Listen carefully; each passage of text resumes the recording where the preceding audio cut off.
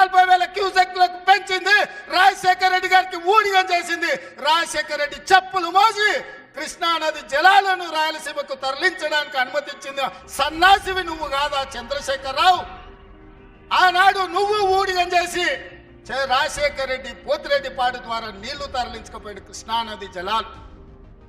మళ్ళీ ఆయన కొడుకు జగన్మోహన్ రెడ్డి ముఖ్యమంత్రి అయిన తర్వాత ఇదే ప్రగతి భవన్, ప్రజల స్వేదంతో నిర్మించిన ప్రగతి భవన్ అధికారిక కార్యాలయానికి వైఎస్ కొడుకు జగన్మోహన్ రెడ్డిని పిలిపించి పంచపక్ష ప్రమాణాలు పెట్టి 6 గంటలు చర్చించి రాయలసీమ ఎత్తిపోతల పథకానికి పథకం రచించింది నువ్వు కాదా?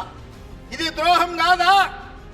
ఆనాడు రాజశేఖర రెడ్డితో కలిసి పోతిరెడ్డిపాడు ద్వారా కృష్ణానది జలాలను సీమకు తరలించకపోతుంటే హారతిచ్చింది నువ్వు కాదా? ఆనాడు మంత్రివర్గంలో నీ మంత్రులు లేరా?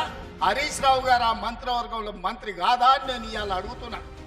అదే కాదు, జగన్మోహన్ రెడ్డి గారు ముఖ్యమంత్రి ఉన్నప్పుడు ఏ నీళ్ల కోసం తెలంగాణ రాష్ట్రం తెచ్చుకున్నామో, ఏ నీళ్ల కోసం శ్రీకాంతాచారి లాంటి యువకులు నూనూగు మిసాల యువకులు ఆత్మ బలిదానాలు చేసుకున్నారు.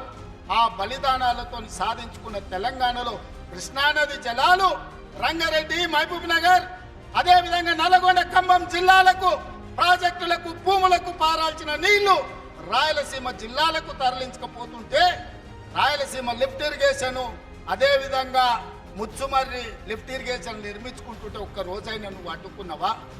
వీరతిలకం దిద్ది జగన్మోహన్ రెడ్డికి పంచపక్ష ప్రమాణాలు పెట్టింది నువ్వు కాదా? ఇవాళ నువ్వు చేసిన పాపం ఇవాళకు మాకు శాపమైంది, ఇవాళ మాకు గురైంది. ఇవాళ తొందరలోనే రాయలసీమ లిఫ్ట్ ఇరిగేషన్ పూర్తయితే రోజుకు 10 టీఎంసీలు, రోజుకు 10 టీఎంసీలు అంటే ఒక్క నెల రోజులు మన కళ్ళు మూసుకుంటే 300 టీఎంసీలు శ్రీశైలం మొత్తం తరలించకపోవడానికి మలుపుకపోవడానికి ఇవాళ పునాదులు వేస్తే ఆంధ్రప్రదేశ్ ప్రభుత్వం వీర తిలకం దిద్ది